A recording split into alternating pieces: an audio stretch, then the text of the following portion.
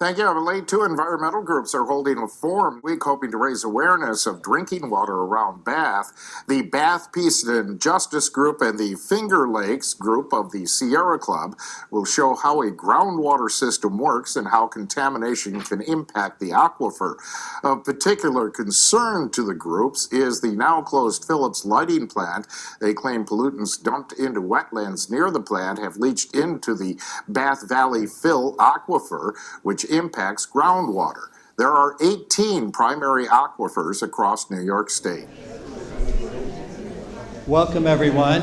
My name is Wally Babcock. I'm a member of the Bath Peace and Justice Group, and along with the Finger Lakes Group of the Sierra Club, we're delighted to welcome you to tonight's event with Todd Miller, Protecting Drinking Water Supplies Around Bath, Understanding the Bath Valley Fill Aquifer. Todd will speak for about 45 minutes, and then we ask you to hold your questions until after his presentation. We will have time for Q&A at that point. And then we'll get a brief presentation from Gene Stolfi about work the Water Sentinels are doing in this area. And then possibly we'll fit in Rennie Romeril on an international context, and Beth Miller will wrap up on some more local efforts pertaining to water. So that's kind of an overview of the evening's events. Thank you all for coming. Todd Miller is a retired USGS hydrologist who's done a lot of work on this area. He's written main author of 10 reports on water aquifers in this area, the Finger Lakes and Southern Tier regions. And he spoke at a program at Corning some of you may have been to last year on the Corning aquifer. So we're delighted to have him here with us tonight speaking about our local Bath aquifer and what may be going on with that. So without further ado, let's welcome Todd Miller.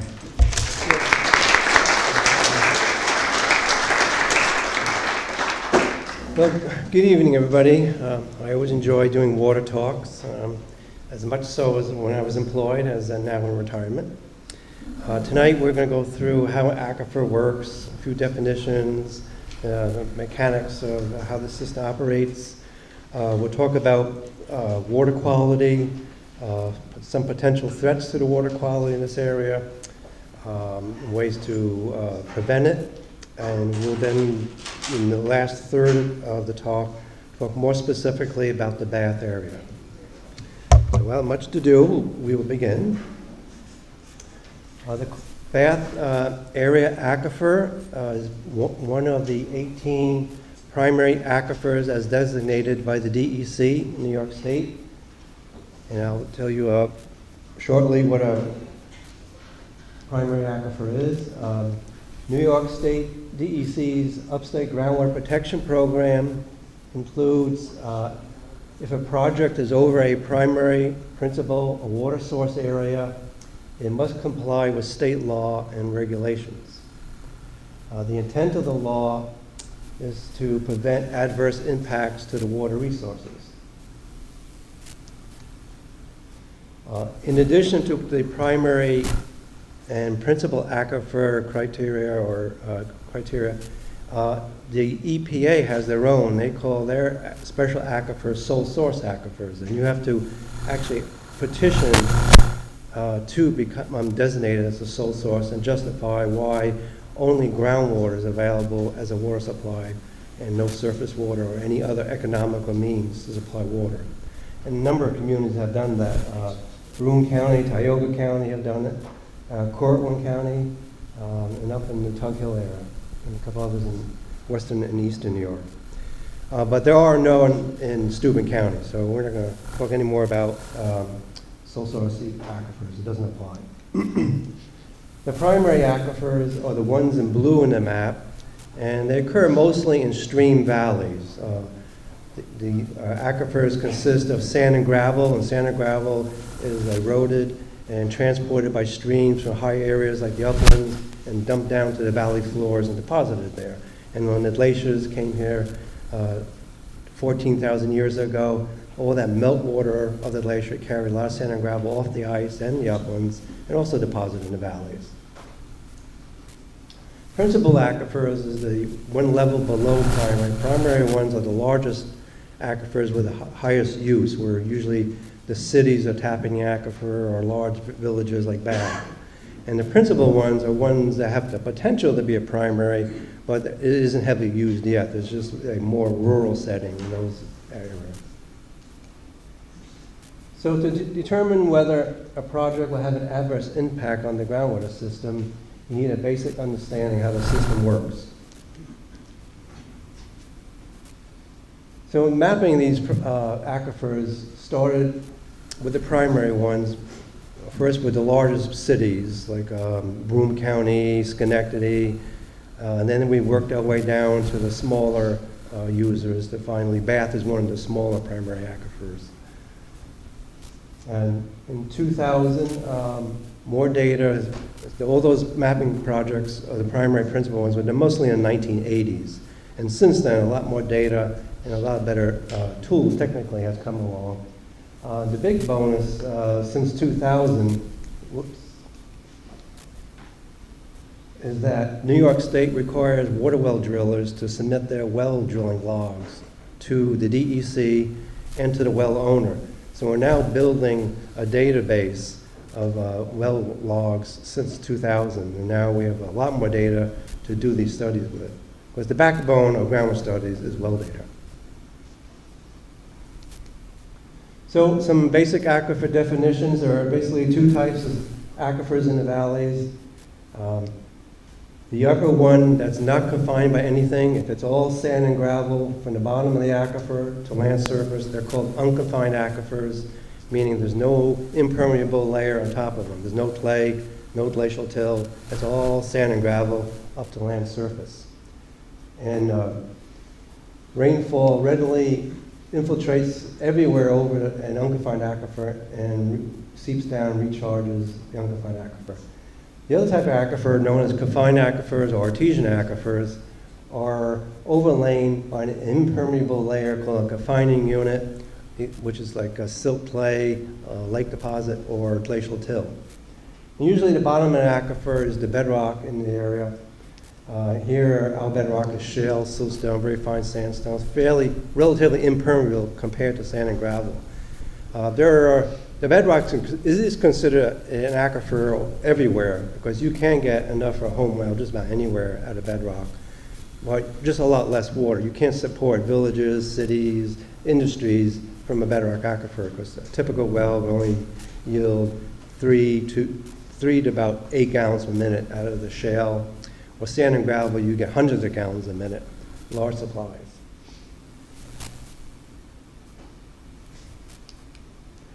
So, in a simplified way, the groundwater system looks like this, where you have a container, the aquifer that is bounded by something impermeable, valley walls, the bottom of the shale, and water replenishes the aquifer through precipitation or streams that lose water and enter the water into the groundwater system. And water leaves the system, and usually it leaves the two main ways is it discharges to the main trunk stream in the valley or to major pumping wells. So if you add a pumping well to an aquifer system, you sometimes increase the catchment area to the aquifer, so you increase the recharge that way to compensate, to compensate for the pumpage.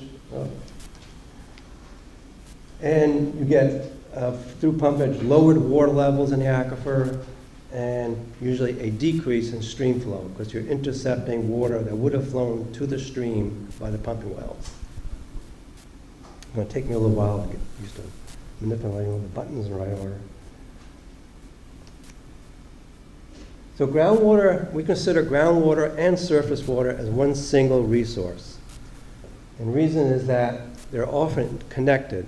Groundwater likes to discharge into the stream. Often streams, especially upland tributaries, lose water and replenish the aquifer. So, and like I said, even the buried confined aquifers eventually discharge through a confining layer and want to come up and discharge into the stream. But very slowly that happens, but it happens. So streams interact with groundwater in three main ways.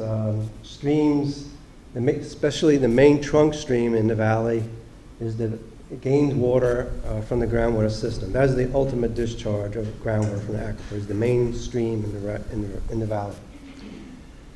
Tributary streams, however, that drain the uplands, lose water when they hit the valley floor. They come off uplands that are underlain by till and shale bedrock, impermeable.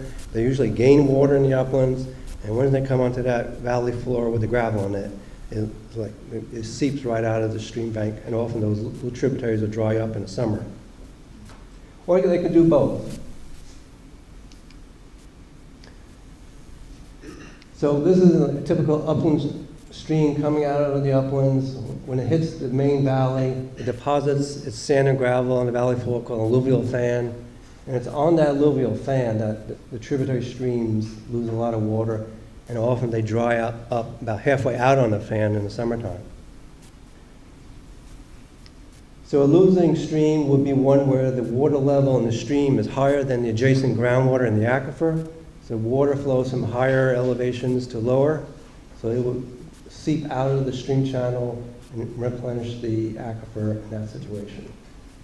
And then the main trunk stream, the water level in the stream is lower than adjacent groundwater, so the water will flow from the adjacent groundwater system and discharge into the stream.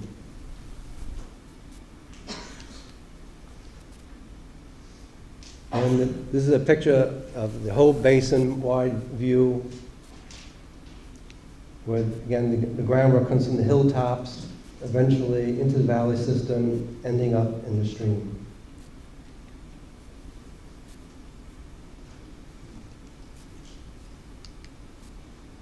Now, we can use to determine the flow that goes through by a stream gauge, how much is from groundwater seepage into the river versus how much is from storm runoff, after rain and snowmelt periods. When you go to USGS gauges, you can often see a hydrograph of stream flow, and one can separate the base flow, which is groundwater, when there's no rain for a while, several days, all the water in the stream from groundwater. And when a rainfall event occurs, the stream hydrograph, the stream level will rise in the stream, and all of this is the runoff portion. And this happens several times a month, but most days, 20, 25 days of the month, most of the stream flow you see in the streams from the groundwater. So there are more days of base flow than you see with spikes after a rainstorm. And it turns out in the northeast U.S. that about 55 to 70% of the flow that goes by a stream gauge is from groundwater sources, and the rest is from storm runoff. So storm runoff from rainfall usually consists of 36 to 44% of the total flow that goes in the stream. So under natural conditions, that being non-pumping, groundwater flows and discharges to the stream. Then once you add pumping wells to the scenario,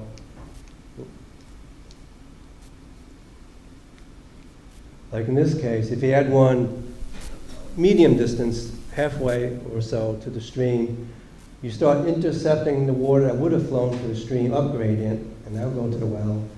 And if it's a small pumping well or far enough in the stream, you'll create a mini divide where you'll capture some water on the other side, but still some will go to the stream.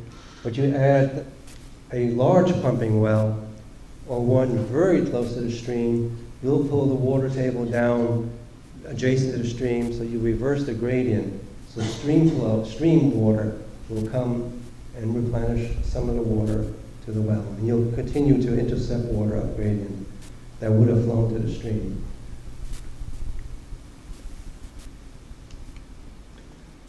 So what does pumping do to stream flow? You intercept water that would have flown to the stream. If you don't recycle it back via say, outfalls at sewer treatment plants, which they put back a lot of the pump water, so it's not consumed use.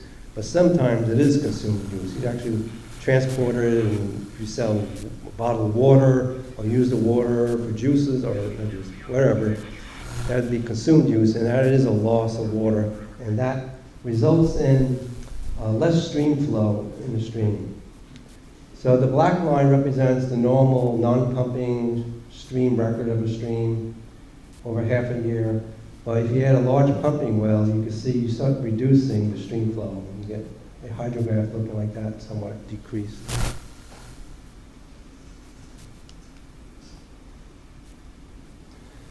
So groundwater levels are important to interpret because they give us an idea what time of year, the period that water replenishes the aquifer and when it leaves the aquifer.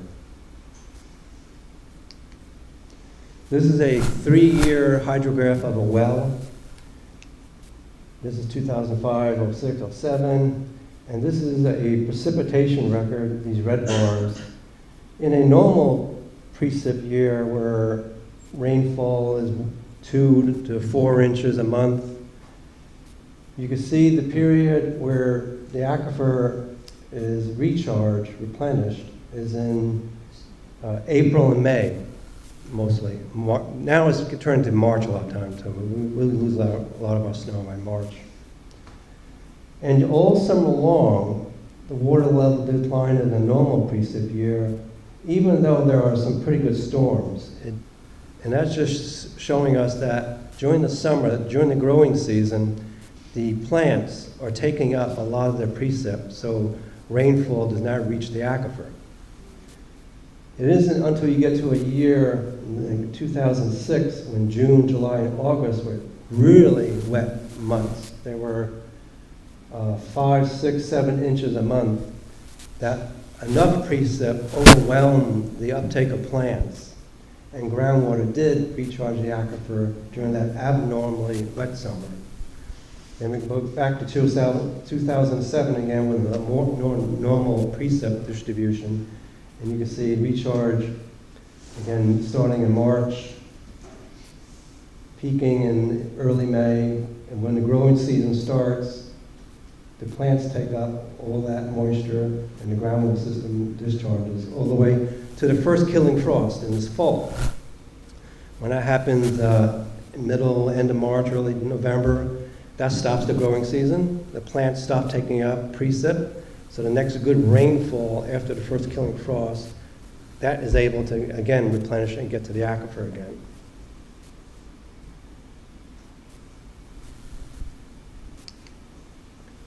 Springs. There aren't too many springs I know of in this area, but some regions have numerous springs. And springs is where the top of the water table intercepts land surface and seeps out of land surface. And those springs are very susceptible. If you have a lot of springs, they're very susceptible to pumping wells. All you have to do is reduce the water table a little bit and you'll dry up a spring because there's no depth component to a spring. It all comes off the top.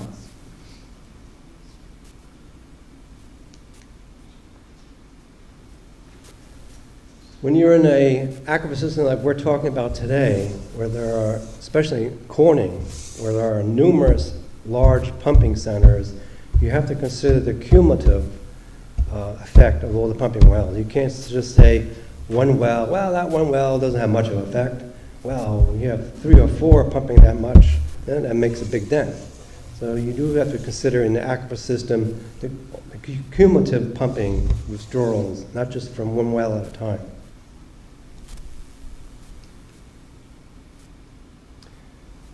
So one of the reasons, important reasons we're here is to talk about groundwater sustainability, to use the resource in a sustainable way so you don't use it up and it's there for future generations. So sustainability is defined as the development of groundwater in a manner that can be maintained over an indefinite time without causing unacceptable environmental, economic, or social consequences. And that gets kind of gray as you define those terms. But that's the general accepted definition of what is sustainable these days. So what affects sustainability? Well, it's the focus, so we're talking about the interaction of surface water and groundwater. Groundwater water levels are an indication of sustainability. If you keep on drawing them down, like in California and Olagaga aquifer in the Midwest, they're mining water. It doesn't give the aquifer a chance to replenish in the spring anymore. And every year they keep dropping. So that's not a sustainable environment like what they're doing in California and out in the Midwest. And we'll talk about groundwater quality in depth in a little bit. And there are ecological requirements. Ecological systems need moisture, need water. So it's not just, we think about human use, we got to think about life systems in the stream and the water needs that they have.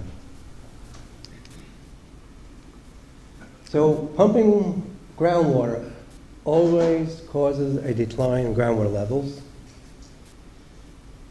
and a diversion to the pumping well of groundwater that would have flown to the stream. So you reduce the stream flow in a river by pumping wells. So you don't want to pump so much that you reduce the flow, that you affect the ecological system, and then the system could collapse. You want to do it so that you match the spring recharge period, the excess period, that you want to match that use to the amount of recharge in the spring. That way every year it'll come back again. You don't mine it.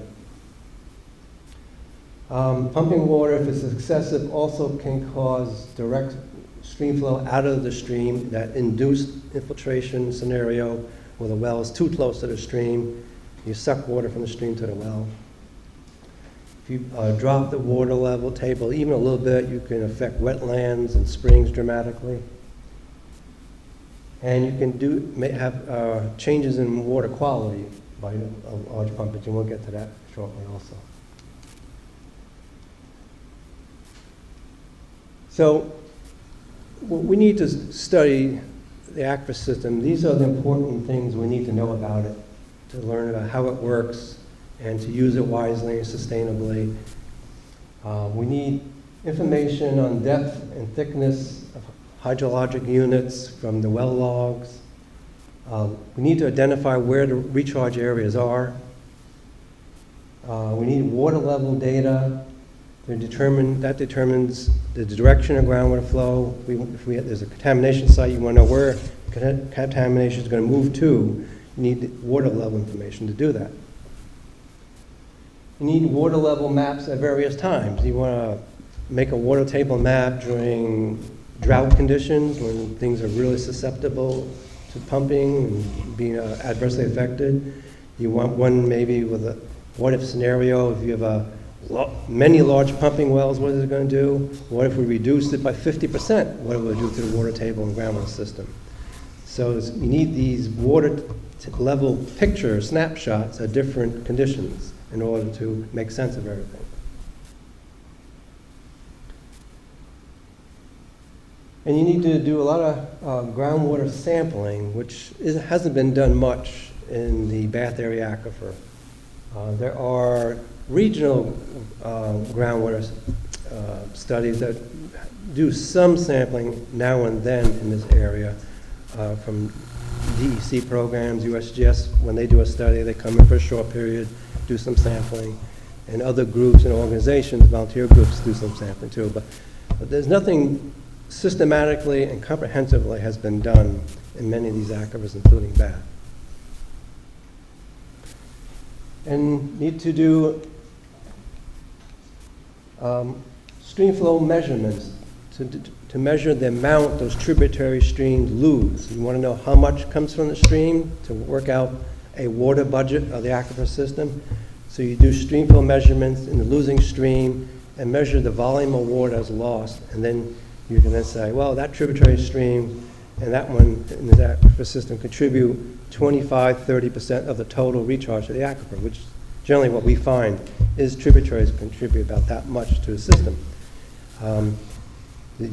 That, in addition to the smooth sheet runoff off hillsides adjacent to the aquifer systems, in addition to the tributaries, those are comprise the largest sources of recharge of the aquifers. It's not the direct precipitation over the valley floor you think, but precipitation directly over the gravel aquifer is only about 40% of the total recharge to it.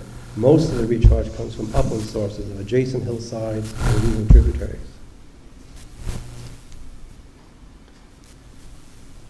So the ecosystems, like I mentioned before, are most vulnerable during droughts. And you have low flow, low oxygen conditions, warm water temperatures. Those are bad conditions for fish. Or you can actually dry up a small stream.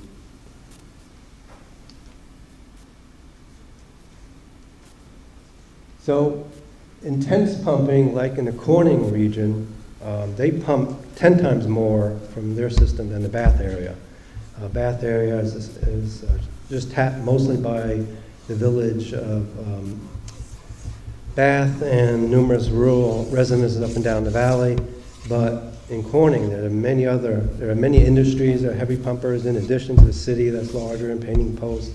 So they use 10 times more water than they do here. So Bath doesn't stress the aquifer that much, especially compared to Corning. In Corning, they pump so much, they decrease the storage in the aquifer dramatically. There's a big, huge cone depression under the valley floor in Corning. They reverse the flow from the stream to the pumping wells.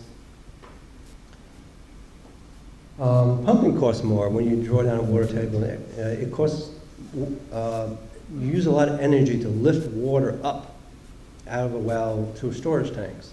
And that pumping electrical costs increase when you start dropping water level. That's more dramatic out west, of course, when water levels are dropped hundreds of feet. Or here, we usually talk about water levels a couple of tens of feet from pumping wells. When you increase pumping, you increase the area that contributes to the pumping well, as far as land surface wise. When you increase the area of the catchment or contributing to the well, you start increasing the likelihood you'll pick up more sources of contamination. You maybe pick up a gas station now and there, or other things, because you increase the area you gotta look at. So the best tool to understand and learn about an aquifer and how to manage an aquifer is a numerical groundwater flow model. We have groundwater flow models for about only half of the primary aquifers. There's not one for Bath. There is one groundwater flow model for Corning, Cortland, Broome County, Binghamton area. But these smaller primaries like Bath generally do not have groundwater flow models. They're expensive. They take 2 to 3 years to collect the data, construct the models, and write the report. So it's a big expense, and to justify it, you need either a serious problem, heavy usage, where you're planning wells, where you want to put wells. Well, what if we move the well over here, or that, not pulling contamination? What if we move it further from the river? And these are all the what-if scenarios you can use the model for. So it's a great tool to plan where to put wells and what effect these pumping wells are having on the system.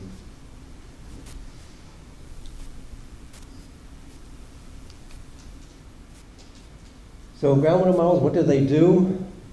They represent the complex groundwater system. They can simulate what goes on. The models compute water levels in a system, the flow paths where the groundwater flows, where it discharges. You can compute water budgets with a groundwater flow model, how much recharge enters the system, how much is being pulled out by pumping wells, how much reaches the stream, how much stream reaches the wells. All that budget accounting can be done with groundwater flow models. And they're great tools to do what-if future planning, siting new wells, if there's a spill. So models are great tools and state of the art for groundwater management.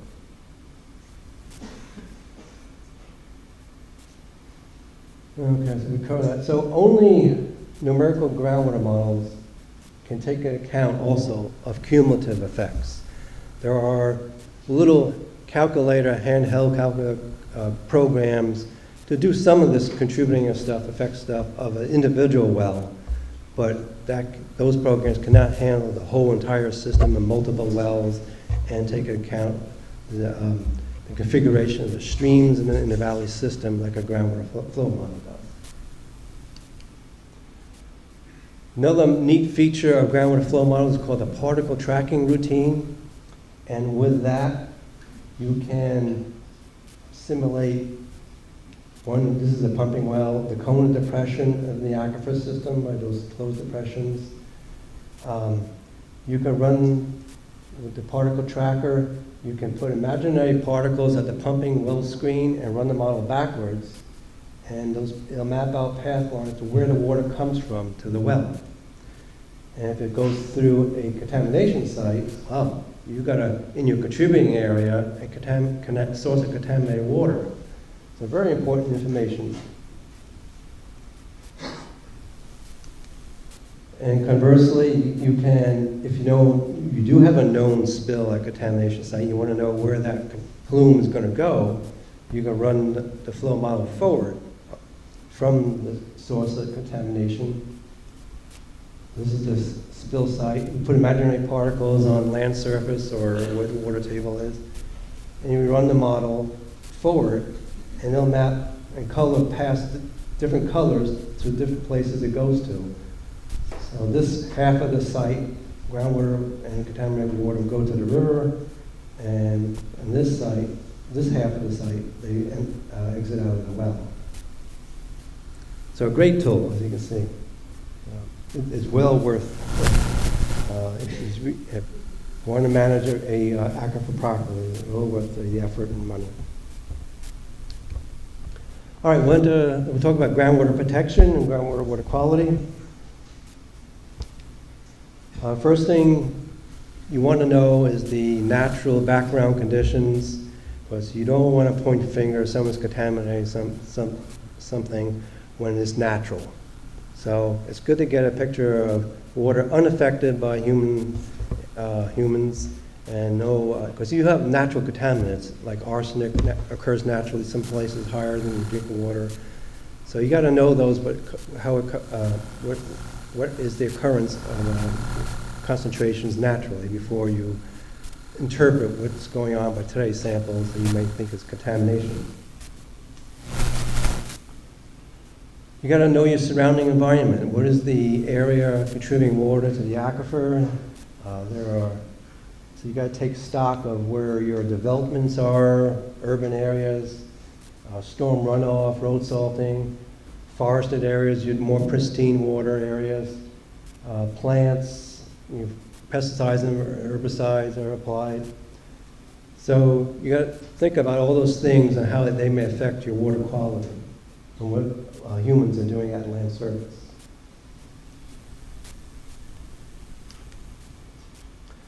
There's two types of contaminants, point and non-point. Point is a small area or a point discharge like an end of a pipe, spill from a chemical storage tank, a rupture. Those are examples of point sources. And there are diffuse sources that are known as non-point. There are chemicals applied over large areas in small amounts, like application of fertilizers. In the urban areas, you have road salt. That's considered a non-point source. It's spread over large areas, a lot of roads throughout the area. Forestry, cutting woods, if you cut too much clear cutting, you get soil erosion and sediment coming down and clogging streams. So that's also considered a non-point. So this is just going to show you how a chemical spill may affect an aquifer. If you have a point source spill at a waste site in the aquifer, it's going to move down gradient in groundwater flow from the spill and eventually seek the main trunk stream. If it's in high enough concentration, where it doesn't get diluted before it hits the stream, some of that contaminant will get in the stream and flow downstream. Generally, concentrations decrease from distance from the source of the spill. That's because it's getting diluted by rainfall. It usually just takes years to go from spill to the stream, so constant rainfall dilutes it. It spreads out in distance, and you get microorganisms attacking many organic chemicals, so they eat up the organic chemicals. So you get many causes of dispersion and degradation of a plume with distance. And sometimes they'll hit the river, then it's below drinking water standards. It's not a problem.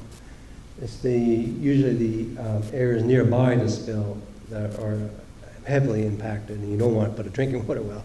You want to inform everybody who has a drinking water in that area, so you better get off your water. This is what it looks like underground. You get a spill on land surface. It seeps through the unsaturated zone, hits the water table, and then goes with the direction of groundwater flow. If you had a well, it'll be intercepted by the well. Point sources are highly regulated by DEC and EPA.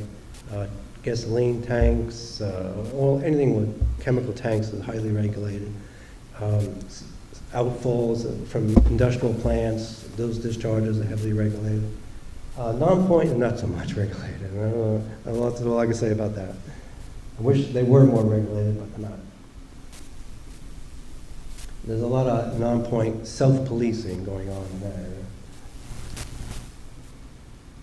So there's definitely a need when you have a major pumping well supplying drinking water to delineate that contributing area, the area that supplies water to the well.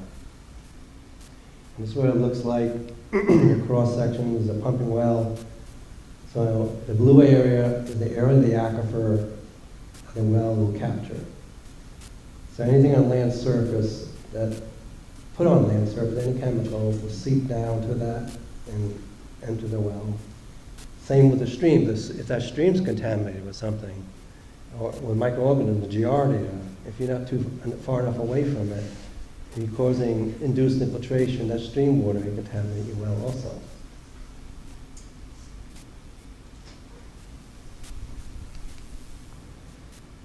These are the major sources of contamination historically in the U.S. This is a pretty dated thing, but I've not found anything more updated than this. But septic tanks is the #1 groundwater contaminator in the United States. Then underground chemical storage tanks, agriculture, landfills are up there. Down for you get road salting at the bottom, mining, and construction sites. So septic tanks is #1. So a house not on a sewer system out in the rural areas or on a septic system where there's drainage pipes and ditches filled with gravel, and the home waste goes through that, spread into the field. However, nitrates don't degrade. They pretty much stay in this dissolved water and will go down and reach the water table beneath leach fields. So each leach field is pumping nitrates into the groundwater system. And that's why it's important not to have a high-density housing development close together on septic tanks, because you're pumping a lot of load of nitrate in a small area by a lot of homes close together, and you'll probably get nitrate levels above the drinking water standard in high-density housing units. So it's good to have 1 acre plus sites. Ideally 2 to 4 is even better, where the load from this leach field will not contaminate yours and your neighbor's groundwater sources.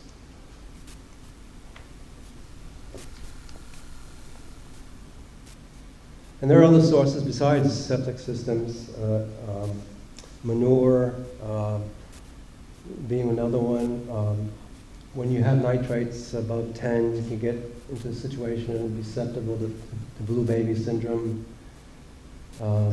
animal waste and barnyards are sources, and fertilizers, like I mentioned, manure.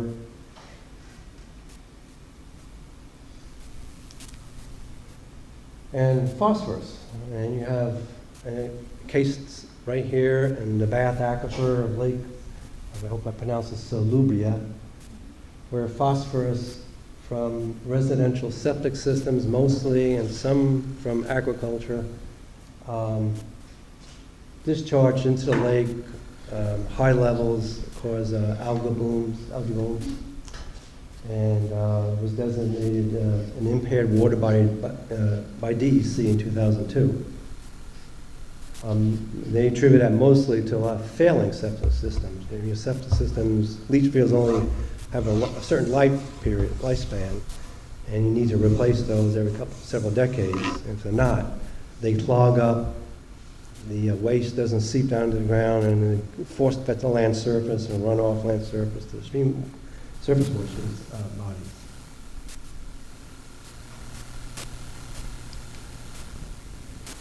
And also remember that the health department setback criteria for septic systems and wells only is for bacteria and viruses. It's not for metals or any other type of a contaminant. It's only for those things, so you don't get affected by bacteria and virus. But, however, what we flush down and what we put on our lawns and flush in the toilet is a lot more than just waste. We have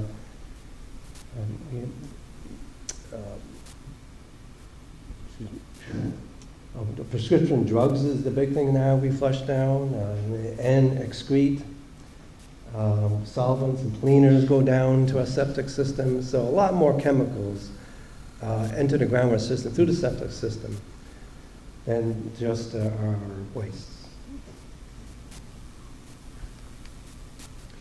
So to help protect ourselves from some of these problems of water contamination of a well, there's a protocol for proper well construction now. And when a new well is drilled today, the DEC requires the new well have a minimum of 20 foot of casing down. So you don't have a very short casing of 4 or 5 feet where surface water gets down the outside and goes right into the well very easily. So they make you now put in 20 feet of casing and put some bentonite cement around the outside to prevent that runoff to go down the outside of the casing. So that area outside where they drill is sometimes wider than a casing when there's an opening there. And now they pour bentonite clay down that so you don't get the surface runoff going down the outside and into the well. It's good to mound soil up against the casing, so when there's runoff, it runs away from the well. Casing should stick up a minimum of 16 to 18 inches, again, so you don't have ponded water running down the casing and flooding the top of it. And there are setback distances that health departments have. You should be 100 feet from your septic field, leach field, or your neighbors too, get that, and 25 feet from streams and ditches. And new wells should be disinfected. They've had a lot of new wells installed where it had bacteria in them. So now when they drill a new well, they make the driller disinfect it before it's put in use. So if you ever want to know what a hydrogeologist's well looks like, no, I'll tell you anyway. This is my well. So my well, again, I stick it up about 18 inches. I have a sealed cap. You don't want critters, insects, snakes, whatever, go down inside the well, spiders. So you want that sealed with gaskets. Even the electrical wiring that comes up into the cap is often an avenue for critters. So I've taken care to put hose clamps and rubber gaskets and seal that electrical conduit and entering into the submersible pump. I have a vent with a mesh stuck in there, so again, no critters get in there. And the top of my well, I have have a screw nut, or if I want to enter it for some reason to look down, get a water level measurement, I don't have to break the seal of the cap. I just unscrew the bolt, nut top right there, and drop down my measuring tape.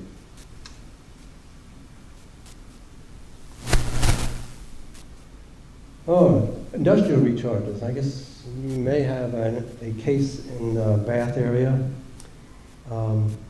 Industries have pipe discharges, chemical storage tanks, and a whole bunch of operations that use chemicals that could now and then enter the aquifer system. You have a former lighting company site, a brownfield north of the village, and that's now a brownfield soil contamination site at least. I don't know about groundwater yet. But according to the DEC, the soil has some organic chemical solvent contamination of trichloroethene, TCE, DCE, and some PCBs, and some trace metals, chromium, mercury, copper, lead, and a few others in the subsoil and maybe groundwater. I haven't come across any groundwater investigation there yet. I've only seen soil sample work there, so I can't comment if there's any groundwater issue there. But the case of concern there, this is a groundwater water table map. The arrows show the direction of groundwater flow, and the site is in the area where the groundwater flows north to south towards the river and the pumping wells. So it is a potential concern. It's a fair distance away, so there'll definitely be a dilution effect going on if there is a pump. But anyway, the major point is that if the chemical is persistent, it could get down to the river and wells.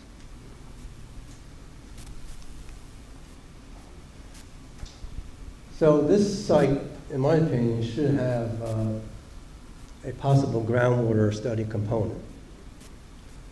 And the reasons are that the soils are sand and gravel, very permeable there, so any contaminants can readily seep down through the gravel and reach the water table into the aquifer. The site is over a primary aquifer. That itself should send up flags. The water should be looked at. The groundwater flows south towards the municipal wells, Cohocton River. There's no stream up there, so the whole system is a groundwater flow system up there. There's no surface water component up in that part of the aquifer. All water is transported underground up there as groundwater. And the site is in part of the aquifer with little data. We know very little what goes on up in that region. There are very few wells up there. All the wells are drilled down in the south part of where the village is. So we really don't know what the aquifers look like there, the paths of groundwater flow, water table, all that. It's sort of unknown in that part of the aquifer.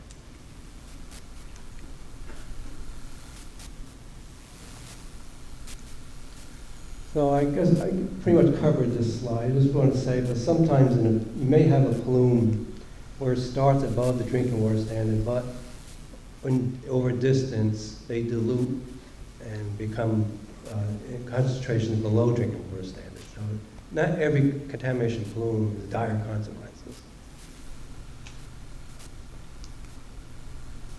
And often if you have a water quality problem, especially in your house, there are water treatment systems that take care of it. So it's not I'm screwed, my things, I got to abandon my house and stuff like that with my water. There are lots of water treatment systems to take care of arsenic, metals, some organics, etc. So if you do have an issue out in the rural area, some water quality thing, look into water treatment systems. Okay, the Bath Aquifer system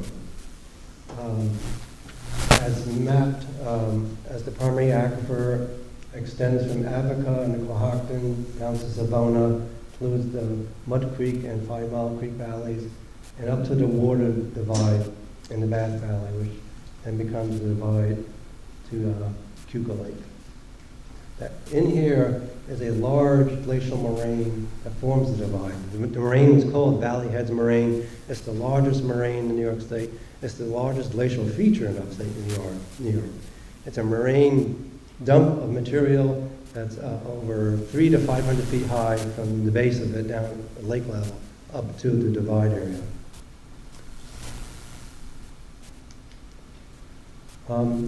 The reports available in this area are kind of dated. There hasn't been much done recently. They date back to the mid-'80s, and they come in two formats.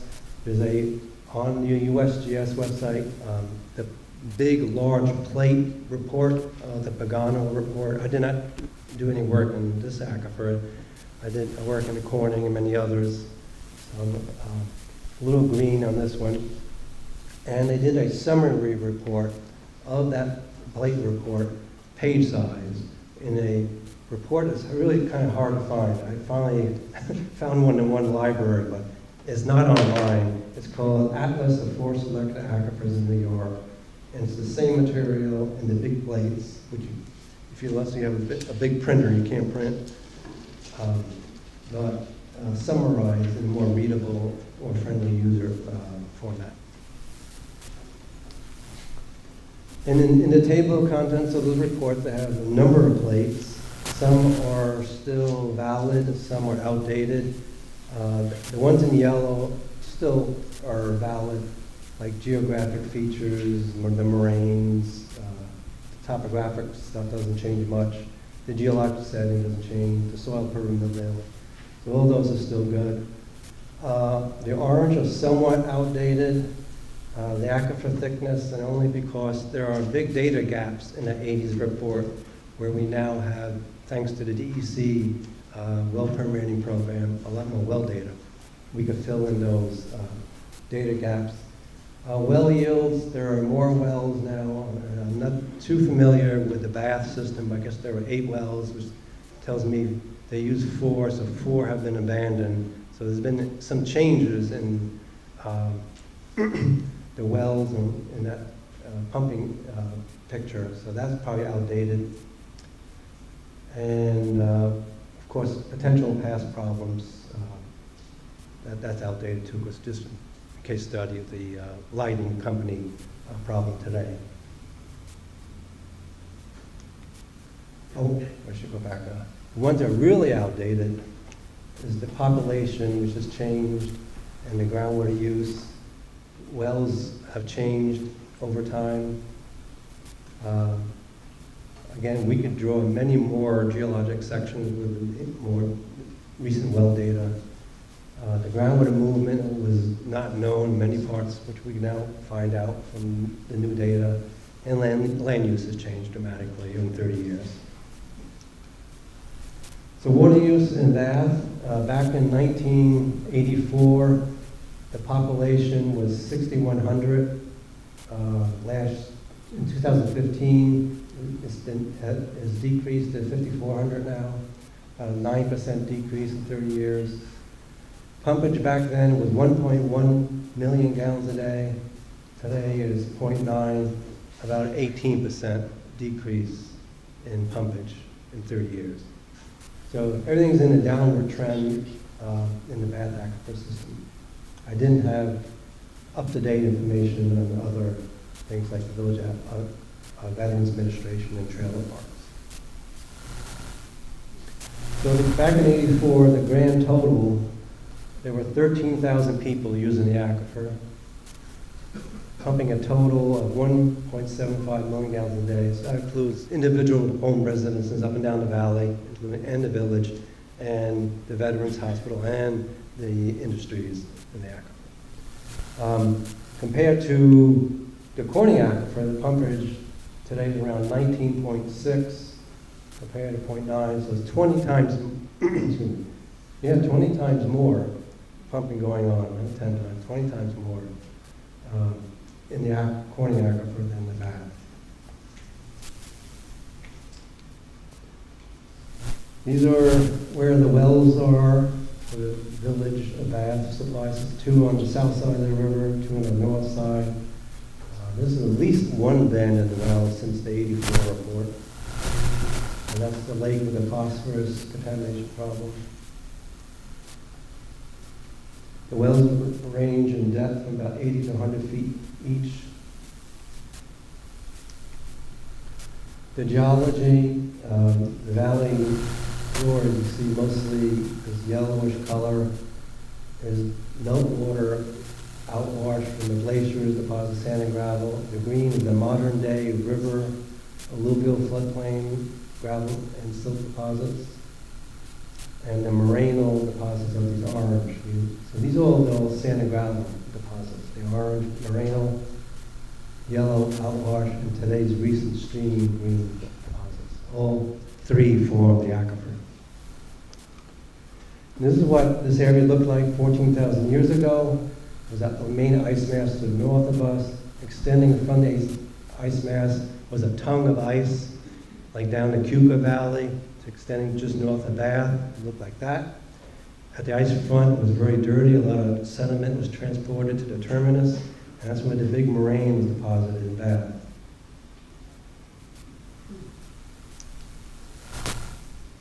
And I don't know if you can see this one very well. This is a picture looking north of the Finger Lakes, this is north of Tisco, north of south, looking south. And these are every Finger Lake Valley has a valley heads moraine plugging the south end. And that's one reason why the Finger Lakes are there, because that moraine formed a dam to plug the lakes. And there's a big moraine, 500 feet high in the Tully Valley here. Tisca Valley is more gradual rise. That one's like a cliff face in Tully. And more often, they gradually rise several miles from the lake level to the top of their valley heads. So tongues of ice at the ice front, terminal moraine, and then all those meltwaters and melting ice carried sand and gravel through a network braided stream in front of the ice into the Susquehanna River valley systems like Cohocton. What the aquifer looks like is, in most places, 3 layers. There's an upper unconfined aquifer shown in light blue. Most places, there's a lake silt plate forming a confining layer, and then there's a 3rd layer on top of bedrock. There's confined or artesian aquifer overlying the shale bedrock on the valley floor. This is looking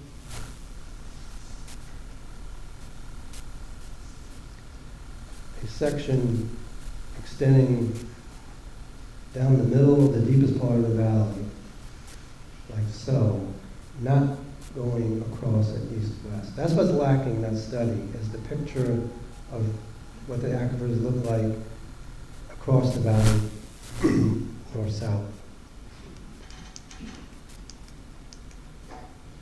Well yields are excellent in this area.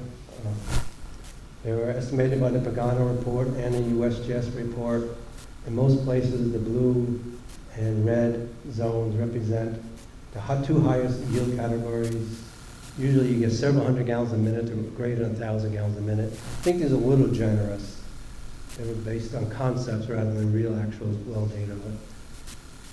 But very good yields there, a little less so in the upper Mud Creek.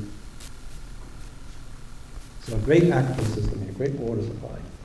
Groundwater flow, like I mentioned before, groundwater wants to flow towards the stream, or the stream's on the south valley wall in most places in the Bath system. So groundwater flows from the north valley wall to the river, discharges to the river, or to a pumping well in this area. Again, we don't know much what's going on in that complex area of the moraine and the drainage divide. So what's lacking are those north-south sections. We're not included or done in those reports, but this is an example of what the information you can glean from north-south sections. You get a picture of what goes on along the valley walls, and what happens along the valley walls as far as aquifer connections and flow and geometry. So a buried aquifer may be connected, and they often are, at the valley wall, like so. Another one may be buried totally disconnected from the stream. So any pumping here will have no impact on the stream because it's separated by a lot of silt play, where the unconfined one is connected, so any pumping here would affect the stream. So this is all important information to know what happened on valley walls, which wasn't included in our whole report. So you also will, other information, the data gaps, what need to be done is to determine whether wells are reducing water from streams. No stream infiltration analysis was done for this aquifer, whether the pumping wells are reducing water or not, or whether, how much water the tributaries are losing from the uplands. So that needs to be done. We need to delineate the recharge areas to the municipal wells in order to protect the water quality of those recharge areas. There's been several spot ones here and there, and usually are done for just a handful of chemical constituents, but not many. And they should all be done at the same time to get a snapshot picture in time what the water quality looks like. And more data is needed, especially in that Valley Heads moraine area. That's such a big hole, such an important aspect to the Bath Valley aquifer system and the pumping wells, and possible major contaminations, area that definitely need more work, drilling, testing, investigation going on at that Valley Heads spot. It's not an easy area. I've investigated Valley Heads and moraine in other study areas, and they're tough beasts. They're very complicated. The moraine came down. Not only did it push the sediment there, and sediment came to the front, deposited there, the ice front moved back and forth and surged over and top of it, pushed it. So it's many layers, very chaotic at the moraine, and it isn't easy, but some attempt should be done to understand what goes on there. Okay, that's it. So at this time, I guess we'll take questions. Yes? Yes, what is LIDAR? L-I-D-A-R? Oh, LIDAR, yeah. LIDAR is light image from satellites or low-flying planes to get very high detail elevation information land surface. Right now we have mostly USGS topographic maps and 10-foot contour, 20-foot contour. For LIDAR, you get down to half-foot contour accuracy. So very detailed information, and it depicts and shows a lot more detail. Especially geologists love it because you see a lot more detail of landforms and can interpret them more appropriately and correctly. There's lots of uses for LIDAR, for planning roads, used for dam construction. It's just an elevation, land elevation tool, which is used in many disciplines. You talked about the numerical groundwater flow model as being, the thing that gives you the most information. Yeah, the Cadillac tool, yeah. Yeah. So who can commit on those? Because you said that they're costly, they can take up to 3 years, maybe more, and you need to have like a burning issue to cause somebody to want to do one. Exactly. So because we probably can't do one by ourselves, like we don't know how. So how do you get one of those on somebody's radar? Probably several ways. One, USGS will match partially to our study. It's part of our job is to do these studies and do models, and we would kick in like a third. But that still means 2/3 sources of funding have to come elsewhere, and it could be village, state. We've done a few models without a burning issue. In the village of Dryden, we did the Virgil Creek groundwater flow model just because they wanted to protect the water supply without any burning issue. They're just looking ahead. If it was a useful tool, it's a good learning tool, how the system works. You don't learn anything better than through the groundwater flow model. Convincing DEC, I always thought, every primary aquifer should have a groundwater flow model. These are the most important ones in the state. There's only 18. Why not, commit a program to do a model for 18? Hasn't got any traction, but they rather do map smaller and smaller principal aquifers with less and less people rather than put more effort with the higher populations. So, a little difference in opinion, but when often in Corning, the Susquehanna River Basin did that groundwater model, so they can be approached. And a large industry with deep pockets will often contribute to a thing. So there's lots of possible sources, but it's a steep climb to get there because of the cost of time. Yeah. Hi, is there any process that anybody's put together in any of the towns to test everybody's water annually? Because you're talking about potential contamination, but no one's really talked about, Yeah. Municipality coming in and testing individual homes' Yeah. water. Right. Individual homes, there's no regulations how often. It's only a recommendation. They say once a year you should sample your home well. Well, maybe you can make a suggestion that someone said maybe they should do it. I mean, some of the lakes, like Keuka Lake, they require people to have their septic systems checked periodically. Yeah, that's a good special case in Why the can't lake we check basin. our water periodically? Yeah, It get paid to do that. Yeah. It's not expensive. right, right. I guess in a lake, the concerns there, usually they're drinking water sources like Skinny Atlas and a couple others are sources. So they go through that draconian effort to say, we're going to have you sample all your septic system, because that's our drinking water in there. But less so out in rural areas and aquifers. But it's a good idea, but it'd be a tough sell to do it for everyone in the rural area too. Now, Department of Health, DOH, does have a protocol, a routine sampling of municipal wells. They're supposed to sample the wells a certain period. If they pass it for a number of years, they get a waiver, they don't have to do as often and stuff like that. But there is a sampling time protocol for municipal wells by DOH. Yes? Is there any possibility that some studies were done but not included in this bill? Yeah, absolutely. Again, I'm not that familiar with this aquifer system. There may have been consultant reports done for businesses here I'm not familiar with, not publicly available. It could be confidential information with the private entities.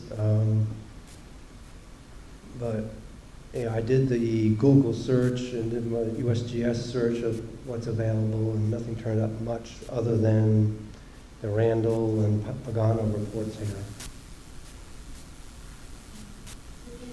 like commercial areas, you don't, like you have to do it every month.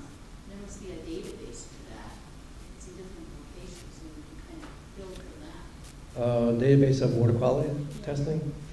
Yeah. Until recently, the health department sampled wells and put hard copies in their file drawers.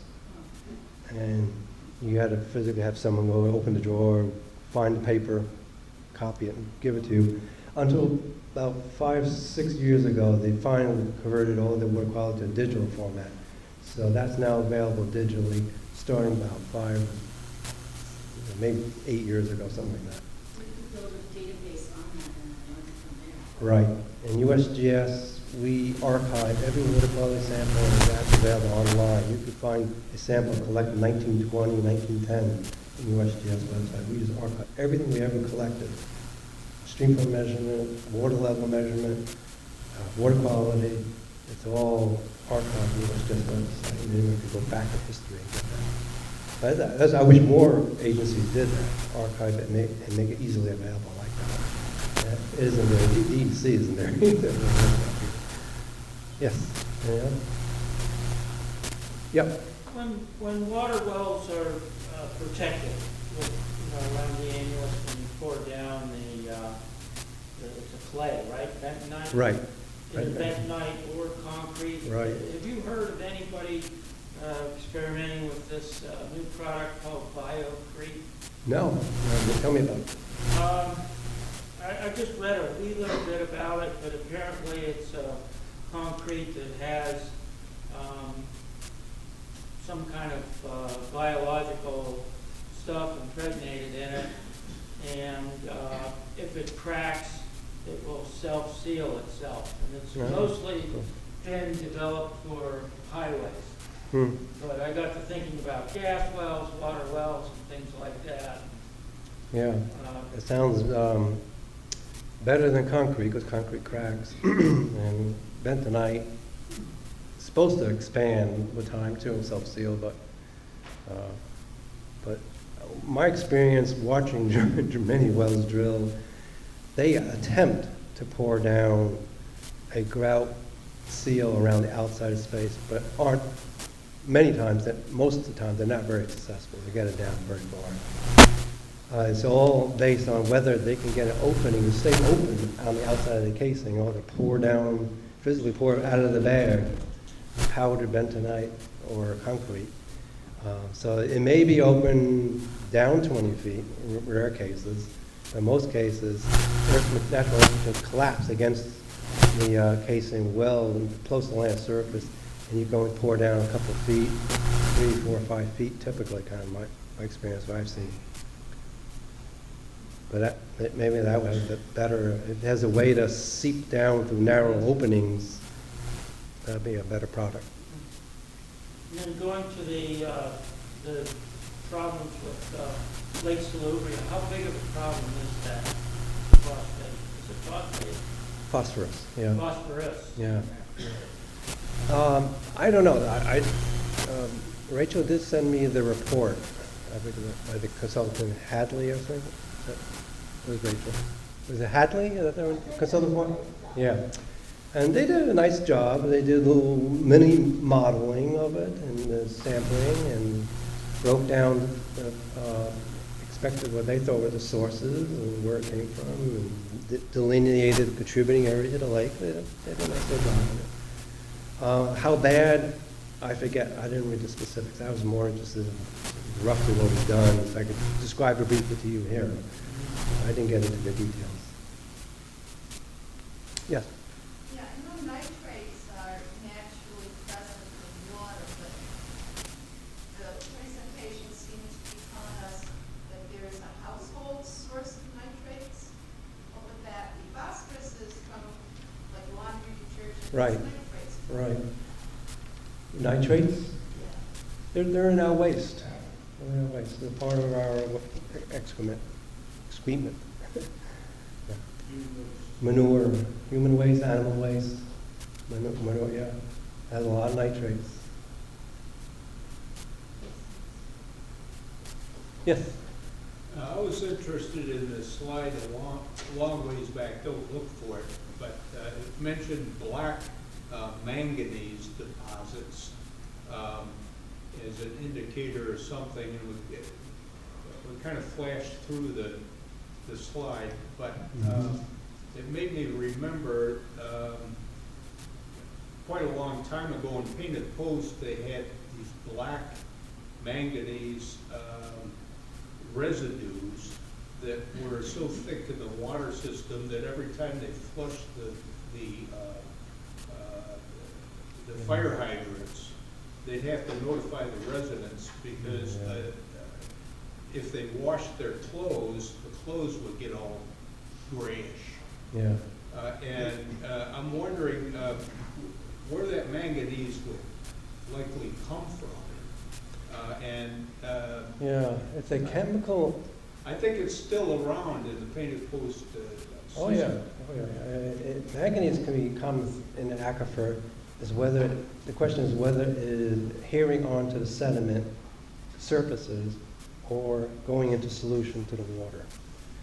And I believe, if I remember correctly, when it'll stay on the surface of sediment in low oxygen conditions, like bottom of wetlands, ponds, there's low oxygen, the manganese will stay attached. You bring that water out of there and expose it to oxygenated water, land surface, it precipitates out and turn your laundry black, whatever, it turns black. So it's that contact with the oxygen coming out of an anoxic environment that makes it precipitate out black. So it occurs in nature. Oh yeah, yeah. Yeah, especially in aquifers that have a lot of organic material, like recent stream deposits. If you have a alluvial aquifer with organic material in it, decaying organics in it, it keeps the manganese in solution until it hits the air when you bring it to your house, and then it precipitates in your pipes and your laundry. And arsenic is like that also. In anoxic conditions, in confined aquifers where there's little oxygen, arsenic will stay attached to the sediment surfaces, or you pump it out and expose it to oxygen, and they'll precipitate out of that, off those surfaces, and dissolve into your water. Yeah, I mean, wetlands are protected these days. I mean, you can't touch them without waivers and trading land swap, wetland for wetland. If you destroy one, you got to create another one. So they're fairly highly protected if they're a certain minimum size. You know, very small ones are not protected, but over, I forget what the size and acreage it is, but anything above that size, you have to get a permit to work in a land, do anything to a wetland. So, pardon me. Move on to the next speaker. Thank you very much. Okay, Gene, could you speak very briefly on the work of the Water Sentinels to give people an idea of one thing that we're doing to work on water quality in this area? Gene Stoll, please.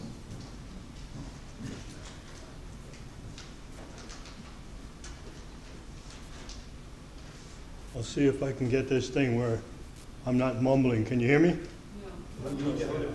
Got to get closer. Is that good? Okay. I'm a member of the New York Water Sentinels. Sierra Club started the Water Sentinels, and they fund it with grants. What the Water Sentinels do, a two-man team, goes around to different streams and rivers and points and tests the water. They test it for total dissolved solids, and I test it for pH. And this information is logged every 2 weeks, sent into a database in Albany where they keep a record. We've been doing this for several years now. And the purpose of that is to establish the condition of our streams and rivulets and different points of water in the state, all the way from the Hudson River to Buffalo. We've got teams that are trained. They're trained, issued a meter, a depth stick, and trained on where to collect the most strategic points to detect any kind of contamination. And while we've been doing this, like I said, for a couple of years now, and with this database, it gives us a point where we are right now. We haven't really detected massive problems, but then everybody knows we're testing, so they're not gonna pollute. That's it. Do you think it's a deterrent to do the testing? Hmm? You think that industry is more cautious if they know that they're testing? Well, everybody knows that we're testing, so they're not going to dump in the river. They're not going to dump on a hillside. One thing that the Sierra Club does do is about every 3 months, we take a control sample, send it up to St. Bonaventure, where they analyze the ingredients, and they test the testers to make sure that the information we're sending in is accurate. And they check for barium and strontium, which are two chemicals that are telltale chemicals of the Marcellus Shale Formation. And so far, I think it's been keeping everybody honest, because they know that the water is being tested. Thank you, Jim. Got a question? Okay, if anyone is interested in getting involved in this effort, actually our next meeting of the Water Sentinels is happening in Painted Post next Monday evening. So talk to Gene after the meeting and you can get more details on that. And join us there if you'd like to become a tester or just learn more about what we're doing next Monday's next meeting of our group. Let's see, who's up next? Beth Miller will now speak on some of our local efforts on water protection, and especially the Bath Peace Group and along with the Peace Weavers. Thanks everyone for hanging in there. Water is the most important nutrient in our bodies, and it's really incumbent upon us to be guardians of the water. Over here. There's a mic on the podium. There's a mic on the podium. Well, no, use that one. Okay. Yeah, just right, you're perfect there. My name is Beth Miller. I'm with the Bath Peace and Justice Group, and sure. And we've been studying water issues over the last decade, educating and also doing action. And in the last year, we've come up with a list and a map of 18 hotspots in our particular watershed sub-basin. There are 5 right in the Bath area. So it's the landfill and the water, the leachate plant.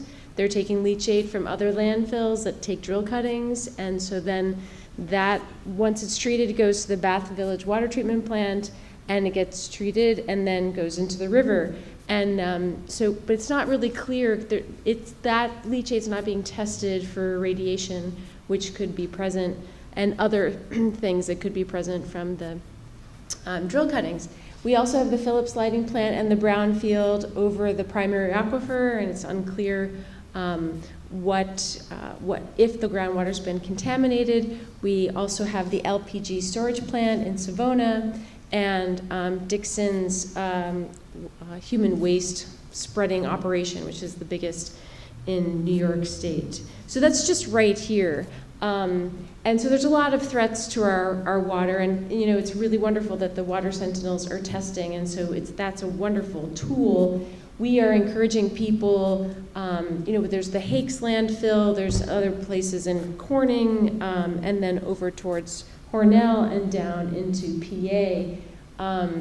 We're encouraging people to form small working groups who are close to any particular hotspot, and if we can, work with our officials to investigate and educate and ameliorate what's going on. But there's just not enough. The DEC, it just doesn't have the manpower to really investigate all of these, so it's up to us.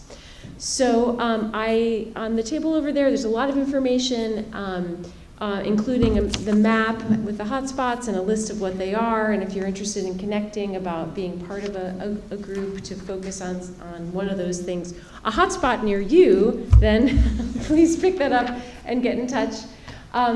Also, our next meeting for our Peace and Justice Group is Wednesday, June 7th, and it's our annual celebration of young peacemakers. We have the Peace and Justice Group in conjunction with the Peace Weavers, which is a group I'm also a part of.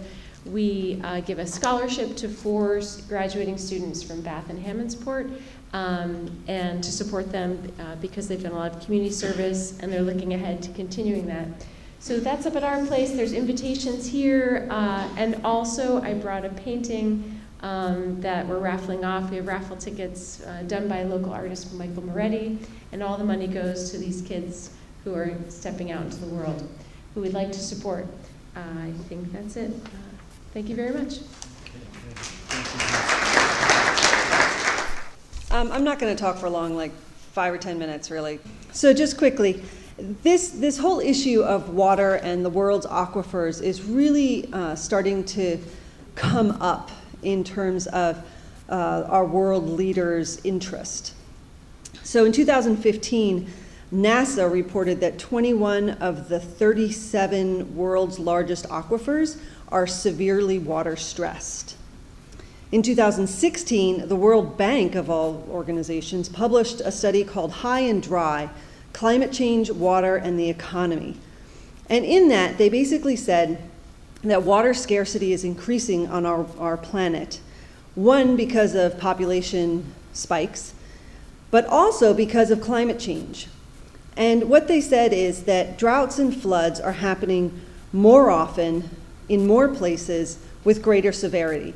And the Red Cross has a climate change center in, I think, The Hague or someplace. And they'll show you on a graph how disasters are going like this as time goes on. They're increasing in severity, increasing in occurrence. So as these climate events happen more often and they're more severe, rivers might change their course. And so, maybe a river flowed through one country and then came back into that first country. Maybe it doesn't anymore. Maybe it stays all in this one country. It doesn't go into that other country. So now how does that country get water? So those are the kinds of concerns that, climate change kind of crosses into the geopolitical sphere when you wonder about water availability and whether people will have it. Recent research shows that if water is sufficient in a culture, in a country, there's increased peace and stability. There's better human health, there's increased food production, you can produce energy with water, and of course the converse is also true. If water is insufficient, there's worse health in the community, they can't grow food, you can't produce hydropower, and if water scarcity is extreme, society begins to break down and leads to conflict. And a case in point would be Syria. So Syria was a very agricultural society. It was a very green country. And then Turkey, over a period of 30 years, built a whole bunch of dams and started cutting the water away from Syria. So it just wasn't coming downstream. They just weren't getting it. At the same time that this was happening, in the late 2000s, so 2007, 2010, Syria experienced their worst drought in recorded history. And in that part of the world, recorded history goes way back, right? So it really decimated the rural communities. I mean, we remember the drought last summer, right? And how difficult it was for our farmers around here. So they had, 3-4 years of drought. And the rural communities had to give up their farms and everything, and they moved to the urban areas where they were just marginalized, right? They lived in shanty towns, and it was very difficult for them. Well, 2011, right after that period, was the Arab Spring, if you remember history.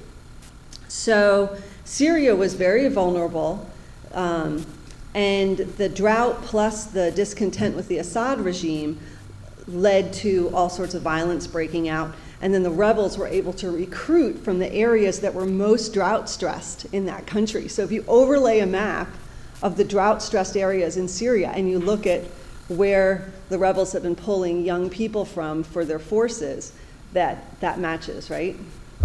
And now, even today, Islamic State has weaponized water. So they'll flood areas or they'll withhold water and stress communities according, to punish them or reward them or force them to move or whatever. So I don't want to leave this all sort of depressing. The US government was focusing on a global water strategy when Clinton was Secretary of State. I don't know how that's going to pan out now, but I did want to leave you with one little glimmer of hope. There's a guy in India, Rajendra Singh, who they call the water man of India. Now, India, huge place, but they've had serious water issues as well. But he says that critically depleted aquifers can be revived with community effort. And to prove that, they've had a river parliament for over 20 years in the community where he lives. And everybody comes together and agrees on water allocation and resources, and there's enough for everybody. So it's possible to, as a community, develop a strategy and use your water wisely so that everybody can benefit. And I thought I'd read a quote from him because it was really quite lovely. He said, "If we really think about legal changes, we have to think first about river rights, or the rights of nature, and then about water rights for humans. This type of thinking doesn't exist today, but we need this kind of legal framework that assures that the land of the river is only for the river, that the flow of the river is kept clean, and that the river has greenery on both banks to prevent erosion and silting. Only with all these factors can we ensure that the rivers are healthy, and only then that we are healthy. Powerful corporations have created a water market. They pollute our rivers and make us pay money for drinking water. They say that only with a high price for water can we get disciplined use. But this is not right. In my region, and he explains, for the last 19 years, our river parliament has made the rules and regulations that everyone follows, and everyone has enough water. Sustainable community-led water management has existed for thousands of years without anyone putting a price on water. So why do we need it today?